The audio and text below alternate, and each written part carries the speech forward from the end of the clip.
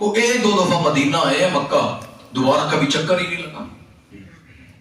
صحابہ کرام کام کرنے والی قوم تھی۔ صحابہ کی تعداد کتنی ہے آپ کو پتا ہے نا؟ نبی پاک صلی اللہ علیہ وسلم کے صحابہ کتنے ہیں؟ کم و بیش 1,24,000 20,000 مختلف روایات ہیں، لاکھ سے اوپر۔ اب مدینے چلے گئے نا، پورے مدینہ میں ارد گرد چلے گئے، مکہ کو بھی اس کے قبرستان اکٹھے کر لیں، صحابہ کے نام لکھ لیں، اسماء و رجال میں سارے نام موجود ہیں۔ 1,24,000 صحابہ میں سے صرف 24,000 کی بھی قبریں نہیں ملتی، باقی 1,00,000 کہاں چلے گی؟ کیا وہ صحابہ نہیں تھے؟ کیا نبی کو انہوں نے دیکھا نہیں، دعوت نہیں لی؟ میرے بھائی، کوئی پہاڑوں کا رخ کر گیا، کوئی چین کی طرف آیا، کوئی کہاں گیا، کوئی افریقہ کے جنگلوں کی طرف، قبروں کے نام و نشان نہیں پتا، اللہ کے دین کے لیے لائے کلمت اللہ کے لیے پیش کر دیا۔ اللہ نے کہا تمہاری قبروں کے نشان ہو یا نہ ہو، امت کی حدیث کی کتابوں کے اندر اللہ تمہارے خاندانوں کے بھی تذکرے محفوظ کر دے۔ اصل چیز تو یہ ہے نا، جس بندے نے اللہ کے دین کے لیے کوشش کی، اللہ نے اسے کبھی بھی ناکام نہیں کیا ہے۔ ہمارے لوگوں کو معذرت سے توحید کا مسئلہ ہو، ہمارے اپنے لڑکوں کو نہیں پتا اللہ کی توحید میں کہاں کس حد تک جانا ہے۔ نبی کی بات کی جائے، نبی پاک صلی اللہ علیہ وسلم کی بات ماننے کے اندر ہمارے لڑکوں کو آج تک یہ نہیں، کیوں مطالعہ چھوڑا؟ جماعت کی ٹریننگ ختم ہوئی، جماعت کے وہ راستے ختم ہوئے، یہاں کی نوجوان جو یوتھ ہے انہوں نے اس طرف جانا چھوڑ دیا۔ آج کنڈیشن یہ ہوتی ہے ان کو اللہ کے دین کے لیے بلانا پڑے تو 100 چیزوں کے سوال جواب اور ان کو دلیل دینا پڑتی ہے، حالانکہ نہ یہ کام کسی کا، نہ یہ کسی کا ذاتی، یہ صرف جھنڈا اللہ کے دین کی سربلندی کا۔ کافر کس سے پریشان ہے؟ انہوں نے کوئی مسئلہ نہیں، تسی کرکٹ کھیلو نہ کھیلو، ہار جاؤ جیت جاؤ، کتنے میچ ہوئے، کبھی اس کو ان پر زیادہ وہ 2-4 بندے شور کرتے ہیں، اصل درد ان کو تکلیف وہاں سے ہوتی ہے جب آپ اسلام کا نام لیتے ہیں۔ پورے دین کے اندر میرے بھائی سب سے قیمتی چیز اعلاء کلمت اللہ کی سربلندی۔ اگر اللہ نے ہمیں یہ موقع دیا نا تو آج ڈٹ جائے۔ ایک صحابی تھے نبی پاک صلی اللہ علیہ وسلم، ٹانگ سے معذور تھے، ٹانگ نہیں، نبی پاک صلی اللہ علیہ وسلم نے جنگ پہ جانے کا اعلان کیا تو وہ جو ہے آ کر انہوں نے صحابہ کی صفوں میں بیساکھی پکڑی، آ کر کھڑے ہو گئے۔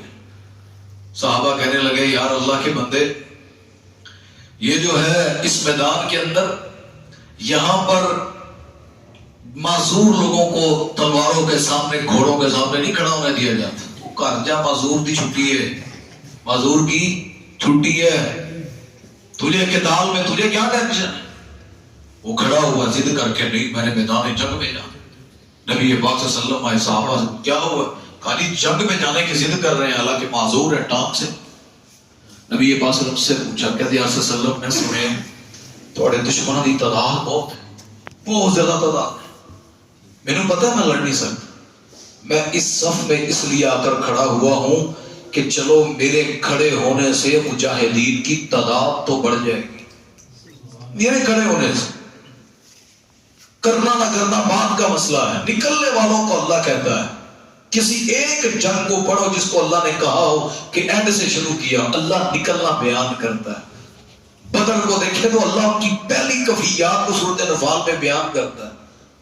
احد کو دیکھے تو کیا تھا، فرمایا وہ کیسے جمع ہوئے، کیسے پہنچے، آخر میں فتح کی بات کی کہ کس کو فتح ہوئی کس کو شکست ہوئی۔ خندق میں کیا، خندق ہوتی تو اللہ معروف لکھ دیتے جی اللہ نے طوفان دیا ان کے خیمے بکھر گئے، نہیں، نبی کا پتھر توڑنا، صحابہ کا توڑنا، وہاں پہ بھوک کو برداشت کرنا، شہر کا محاصرہ، ساری چیزوں کو جمع کر کے اللہ اینڈ میں بتلاتا ہے کہ جنگ ہوئی تھی۔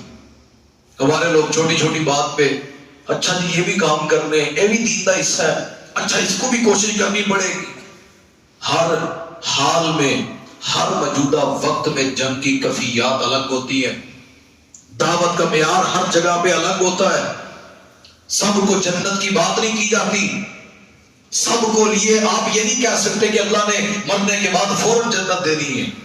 نبی پاک صلی اللہ علیہ وسلم آل یاسر کے پاس ہے، پتہ نا آل یاسر اسلام کے پہلے شہیدوں میں سے، حضرت سمیہ، حضرت یاسر، ان کا بیٹا عمار بن یاسر رضوان اللہ اجمعین مارے کھا رہے ہیں، اتنے ہماری رو پڑتے تھے۔ نبی پاک صلی اللہ علیہ وسلم کیا کرتے، گزرتے بازار میں دیکھتے سزائیں دے رہے ہیں، نبی پاک صلی اللہ علیہ وسلم کہتے ہیں اصبر یا آل یاسر ولکم الجنہ، تم صبر کر لو، میں محمد صلی اللہ علیہ وسلم تمہیں جنت کی ضمانت دیتا ہوں، ضمانت دے۔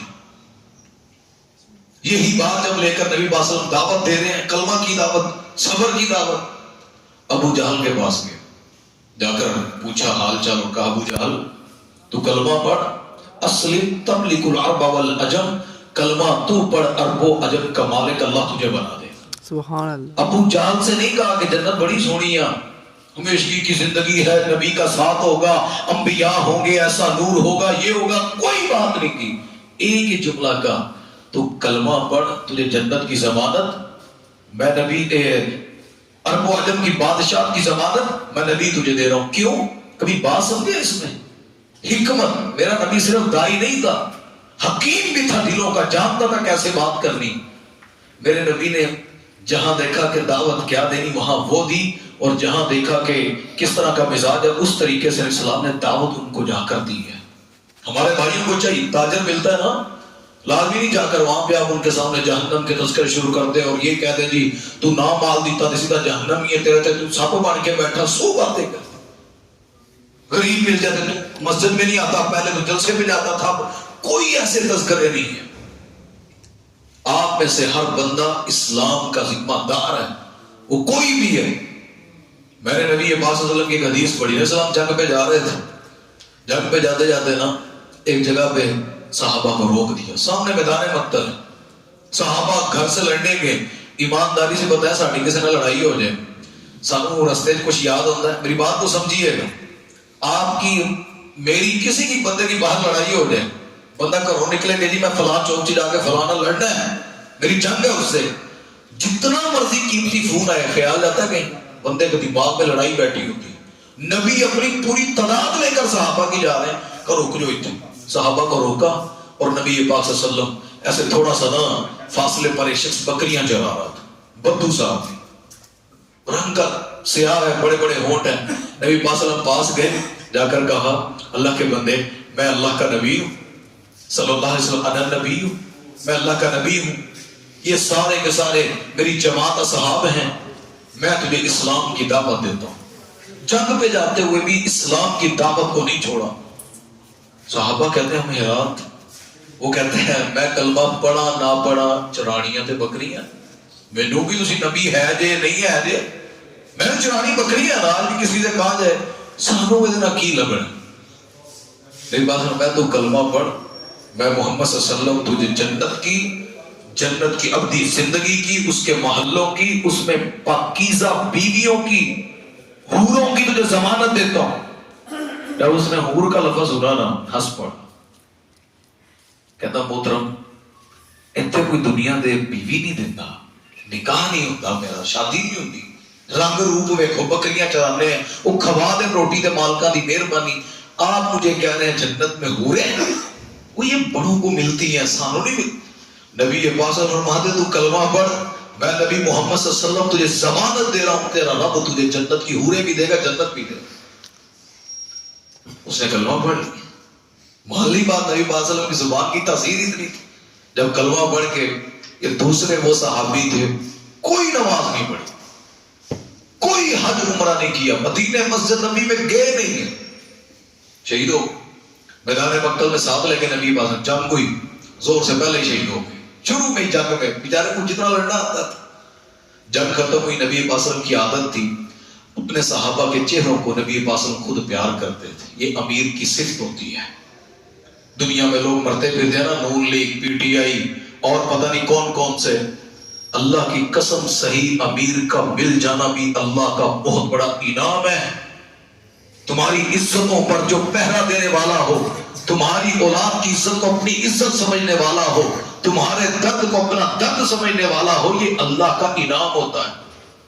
وگرنہ جو آپ کی تکلیف کو تکلیف نہ سمجھے، اللہ کی قسم وہ حاکم کیسے ہو سکتا ہے؟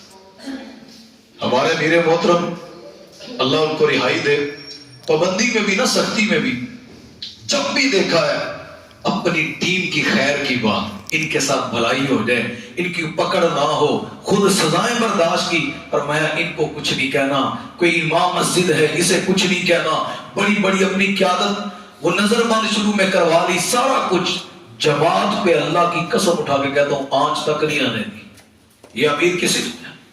تو امیر محترم نے جس طرح نصیحت کی، ایسے ہی ایک وہ بات جو نبی پاک صلی اللہ علیہ وسلم نے اس صحابی سے کی، کلمہ پڑھا ہے، وہ شہید ہو گیا. تو نبی پاک صلی اللہ علیہ وسلم چہرے سے نا کفن ہٹا رہے تھے، کفن ہٹا کے دیکھ رہے، مٹی صاف کر رہے تھے. وعلیکم السلام ورحمۃ اللہ، اہلا وسہلا.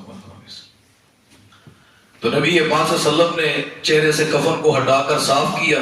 تو جلدی سے جب دیکھا نا اس کے چہرے سے اس بدو صحابی کے، تو کفن جلدی سے اوپر پھینک دیا. وجہ کیا تھی؟ فرمایا کہ صحابہ کو لگا کہ شاید اس کی شہادت قبول نہیں.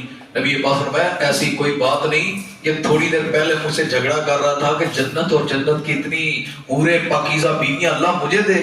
مجھے اللہ نے دکھایا کہ زمین پر اللہ نے اس کی حوروں کو اتارا، وہ اس کے چہرے کو زمین پر صاف کر رہی. اب مجھے بتائیں وہ جو دعوت نبی پاک صلی اللہ علیہ وسلم نے جنگ سے جانے سے پہلے دی تھی، اگر نہ دی ہوتی تو وہ آج بکریاں چلا رہا ہوتا، جنت کی طرف اس کا کوئی خیال ہی نہ ہوتا. میرے بھائی ہم نے بھی انشاءاللہ دعوت کا میدان ہے، خدمت کا ہے، باقی ہے. ہمارا سب سے بڑا مسئلہ یہ ہے ہم ایک دوسرے کو وہنے ہیں. اچھا انہیں کیتا دے سی کرا گے، انہیں کیا دے ویکھاں گے، اچھا آگے ماحول بنا. میرے بھائی ہمارے پاس وقت ایک چیز جاتی ہے دوسری. پہلے ہوتا تھا رمضان کے رمضان، بقرہ عید کے بقرہ عیدی کام ہوتا تھا. اب الحمدللہ ہمارے یقین جانے ہر میٹنگ میں ایک نئی چیز ملتی ہے کہ یہ بھی کرنا ہے، یہ بھی کرنا ہے.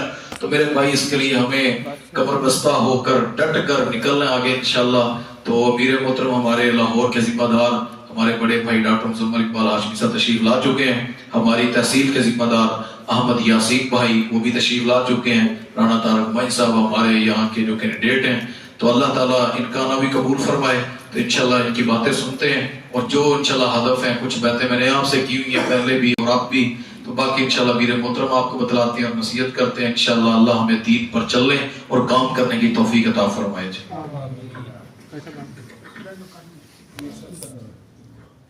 السلام علیکم ورحمۃ اللہ وبرکاتہ. وعلیکم السلام. بھائی تھوڑا قریب ہو جاؤ.